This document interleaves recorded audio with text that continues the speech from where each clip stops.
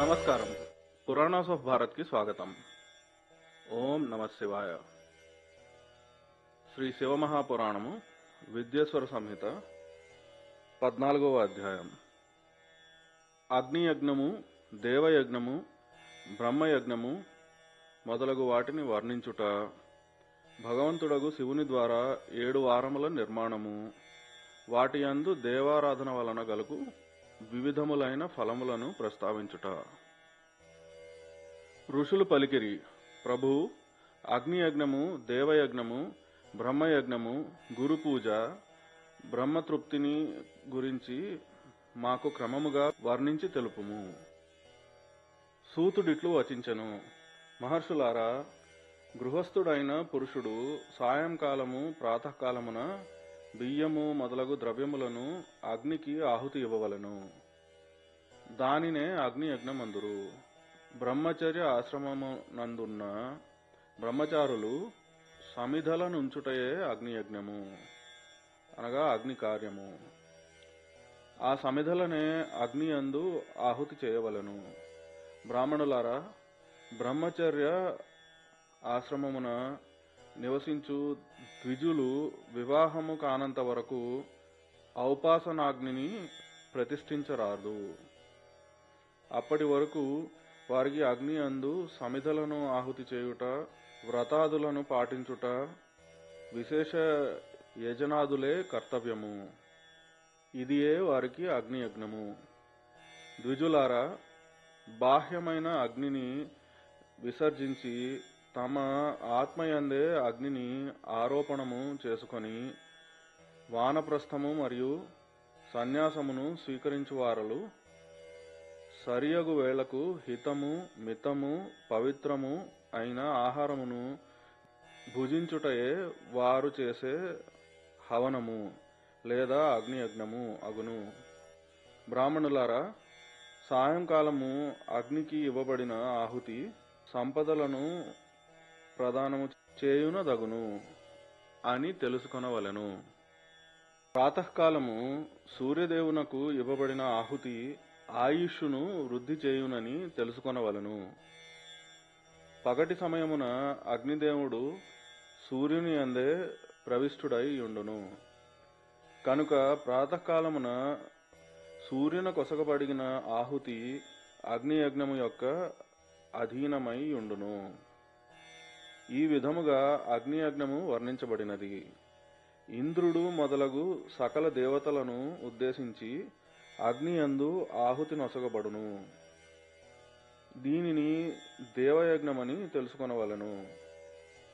స్థాళీపాకాది యజ్ఞములను దేవయజ్ఞముగా భావించవలయును. లౌకికాగ్నియందు ప్రతిష్ఠితమైన చూడాకరణాది సంస్కార నిమిత్తమైన హవన కర్మలను కూడా దేవయజ్ఞ అధీనములని తెలియవలెను.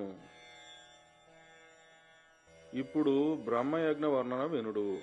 ద్విజులు దేవతల తృప్తి కొరకు నిరంతరము బ్రహ్మయజ్ఞమును చేయవలెను.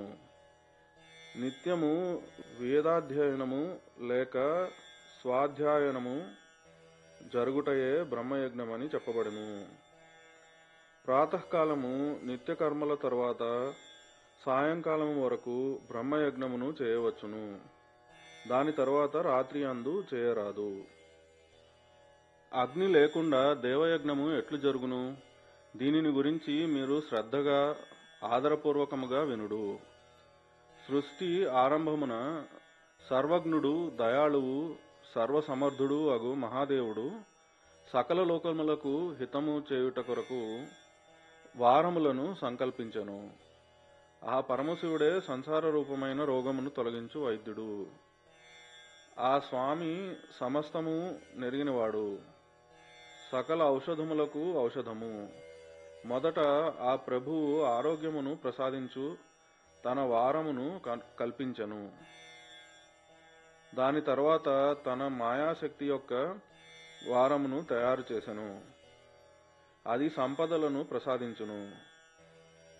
జన్మకాలమునందు దుర్గతులలో చిక్కుకున్న బాలకుల రక్షణార్థము ఆ స్వామి కుమారవారమును కల్పించెను. దాని తరువాత సర్వసమర్థుడగు మహాదేవుడు సోమరితనమును పాప నివృత్తి కొరకు సకల లోకములకు హితమొనరించు తలంపుతో లోకరక్షకుడు భగవంతుడగు విష్ణువారమును సృష్టించెను. తరువాత సమస్తమునకు ప్రభువు భగవంతుడగు శివుడు పుష్టి మరియు రక్షణ కొరకు ఆయుష్నకు కర్తయై 3 లోకములను సృష్టించిన పరమేష్ఠియగు బ్రహ్మ యొక్క ఆయుష్కరకమైన వారమును తయారు చేసెను. దాని వలన సకల జగత్తునకు ఆయుష్ సిద్ధించగలదు. తరువాత త్రిలోక వృద్ధి కొరకు మొదట పుణ్యపాపములను రచించెను. వాటిని చేయు ప్రజలకు శుభ అశుభ ఫలములనొసగుటకు పరమాత్ముడగు శివుడు ఇంద్ర యమధర్మరాజుల వారములను నిర్మించెను. ఈ 2 వారములు క్రమముగా భోగములనొసగును. ప్రజలకు మృత్యుభయమును తొలగించును. దీని తరువాత తన స్వరూపములే అయి ప్రాణములకు సుఖ దుఃఖములను సూచించు సూర్యుడు మొదలగు 7 గ్రహములను పైన చెప్పిన 7 వారములకు అధిపతులుగా పరమశివుడు నిశ్చయించెను.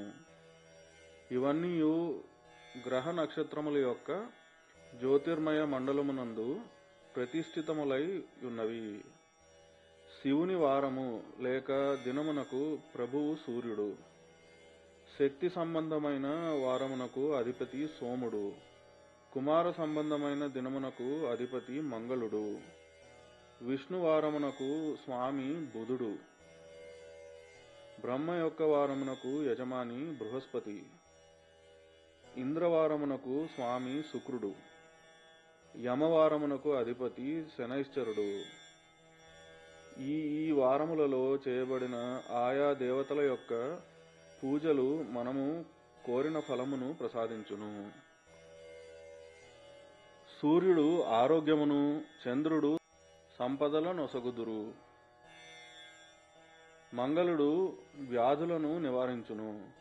బుధుడు పుష్టి నొసగును. బృహస్పతి ఆయువును వృద్ధి చేయును. శుక్రుడు భోగముల నొసగును. శనైశ్చరుడు మృత్యువును నివారించును. 7 వారముల యొక్క ఫలములు క్రమముగా చెప్పబడినవి. ఆయా దేవతలను సంప్రీతులను చేయుట వలన ఈ ఫలములు ప్రాప్తమగును. ఇతర దేవతలకు చేయు పూజలకు ఫలమును ప్రసాదించువాడు పరమశివుడే. దేవతలను ప్రసన్నులను చేసుకొనుటకు 5 పూజా విధానములు చెప్పబడినవి. ఆయా దేవతల మంత్రములను జపించుట మొదటి పద్ధతి. వారి కొరకు హోమము చేయుట రెండవది. దానము చేయుట మూడవది. తపస్సు చేయుట నాల్గవది. ఏదైనా వేదిక మీద ప్రతిమ యందు గాని, అగ్ని యందు గాని, లేక బ్రాహ్మణ శరీరమందు గాని ఆరాధ్య దైవమును భావన చేసి షోడశోపచారములతో వారిని పూజించుట, ఆరాధించుట 5వ పద్ధతి. ఈ 5 పూజా పద్ధతులలో ఒకదాని తర్వాత ఒకటిగా ఉత్తరోత్తరము శ్రేష్టములు. ఒకవేళ మొదటిది లేనప్పుడు రెండవ దానిని ఆధారముగా చేసుకొనవలను. ఇట్లే ముందుది లేనిచో తర్వాత దానిని ఆధారముగా తీసుకొని దైవ పూజను నిర్వహింపవలను. 2 నేత్రముల మస్తకము యొక్క రోగమునకు కుష్ఠవ్యాధి శాంతించుటకు సూర్యభగవానుని పూజించి బ్రాహ్మణులకు భోజనము పెట్టవలను. తర్వాత 1 దినము, 1 నెల, 1 సంవత్సరము లేక 3 సంవత్సరముల వరకు ఎడతెగకుండా సాధన చేయవలను. దీని వలన బలమైన ప్రారబ్ధము సమకూరినచో రోగములు, వృద్ధాప్యము మొదలగునవి నశించును. ఇష్టదైవము యొక్క నామమంత్ర జపము మొదలగు సాధనాలు వారముల వలనే ఫలముల నొసగును. రవివారమున సూర్యునకు, ఇతర దేవతలకు, బ్రాహ్మణులకు విశిష్ట వస్తువులను అర్పించవలెను. ఈ సాధన విశిష్ట ఫలము నొసగును. దీనివల్లనే విశేషముగా పాపము శమించును. సోమవారము నాడు విద్వాంసులు సంపదల కొరకు లక్ష్మీదేవి మొదలగు దేవతలను పూజించవలెను. ధర్మపత్నితో కూడి బ్రాహ్మణులకు నేతితో వండిన అన్నమును భోజనము చేయించవలెను. మంగళవారము రోగముల శాంతి కొరకు కాళికాదేవి మొదలగు దేవతలను పూజించవలెను. పెసలు, మినుములు మొదలగు ధాన్యములతో కూడిన అన్నమును బ్రాహ్మణులకు భోజనము చేయించవలెను. బుధవారము పండితులు దధ్యోదనముతో భగవంతుడగు విష్ణుదేవుని పూజించవలెను. అట్లు చేయుటచే పుత్ర, మిత్ర, కళత్రాదులకు సదా పుష్టి చేకూరును. దీర్ఘాయువును కోరువారు గురువారము దేవతల పుష్టి కొరకు వస్త్రము, యజ్ఞోపవీతము, నేతితో చేయబడిన పాయసముతో యజనము, పూజలు చేయవలెను. భోగములను పొందుటకు శుక్రవారం నాడు ఏకాగ్రచిత్తులై దేవతలను పూజించవలెను. బ్రాహ్మణులను తృప్తిపరచుటకు షడ్రసోపేతమైన భోజనమును పెట్టవలెను. ఇట్టే స్త్రీలను సంతోషపెట్టుటకు సుందరమైన వస్త్రాదులను ఏర్పాటు చేయవలెను. శనైశ్చరుడు అపమృత్యువును నివారించును. ఆ రోజు బుద్ధిమంతుడైన పురుషుడు రుద్రాదులను పూజించవలెను. తిలహోమ దానము చేత దేవతలను తృప్తిపరచి బ్రాహ్మణులకు నువ్వులతో కూడిన భోజనమును పెట్టవలెను. ఈ విధముగా దేవతలను పూజించువాడు ఆరోగ్యాది ఫలములను పొంది సుఖముగా నుండును. దేవతలకు నిత్య పూజలు, విశేష పూజలు, స్నానదాన జపహోమములు చేయవలెను. రవివారము మొదలగు విశేష తిథులు, నక్షత్రములు కలిసినప్పుడు వివిధ దేవతలకు చేయు పూజలందు సర్వజ్ఞుడు, జగదీశ్వరుడు, భగవంతుడగు శివుడే ఆయా రూపములలో పూజలందుకొనును. సకల ప్రజలకు ఆరోగ్యాది ఫలములను ప్రసాదించును. దేశకాల పాత్రతలను, ద్రవ్యమును, శ్రద్ధయును లోకానుగుణముగా తారతమ్యముల క్రమమును దృష్టి అందుంచుకొని మహాదేవుని ఆరాధించు వారికి ఆ స్వామి ఆరోగ్యాది ఫలములను ఒసగును.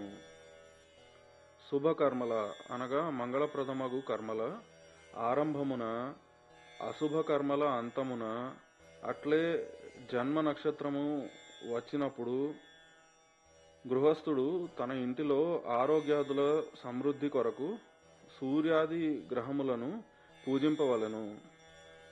దేవతలకు చేయు యజనము సకలాభీష్ట వస్తువులను ప్రసాదించునని దీని వలన సిద్ధమగును.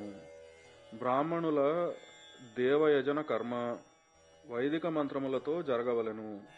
ఇచట బ్రాహ్మణ శబ్దము క్షత్రియ వైశ్యులకు కూడా వర్తించును. శూద్రాది ఇతరులకు దేవయజ్ఞము తాంత్రిక విధానమున జరగవలెను. శుభఫలమును కోరువారు 7 దినములు తమ శక్తి కొలది ఎల్లప్పుడూ దేవయజనము చేయవలెను. నిర్ధనుడైన వాడు తపస్సు ద్వారా, ధనికుడు ధనము ద్వారా దేవతలను ఆరాధింపవలెను. అతడు మాటిమాటికి శ్రద్ధతో ఈ విధమైన ధర్మమును ఆచరింపవలెను. తత్ఫలితముగా ఆ వ్యక్తి పదే పదే పుణ్యలోకముల యందు వివిధములైన ఫలములను అనుభవించి మరల ఈ భూమి మీద జన్మించును. ధనవంతుడు ఎల్లప్పుడూ భోగసిద్ధి కొరకు మార్గములందు చెట్లను నాటి ప్రజలకు నీడను సమకూర్చవలెను. జలాశయములను అనగా బావులు చెరువులను తవ్వించవలెను. వేదశాస్త్రములను ప్రతిష్ఠించుట కొరకు పాఠశాలలను నిర్మించవలెను. ఇంకను ఇతర పద్ధతుల ద్వారా ధర్మమును సంపాదింపవలెను. ధనవంతులు ఈ కార్యములెప్పుడునూ కొనసాగించుచుండవలెను. సమయానుకూలముగా పుణ్యకర్మల పరిపక్వము చేత అంతఃకరణము పరిశుద్ధమగును. దాని వలన జ్ఞానము సిద్ధించును. ద్విజులారా, ఈ అధ్యాయమును వినిన వారికి, చదివిన వారికి మరియు వినుటకు తగిన ఏర్పాట్లు చేసిన వారికి దేవయజ్ఞము చేసిన ఫలము ప్రాప్తించును. 14వ అధ్యాయం సమాప్తం.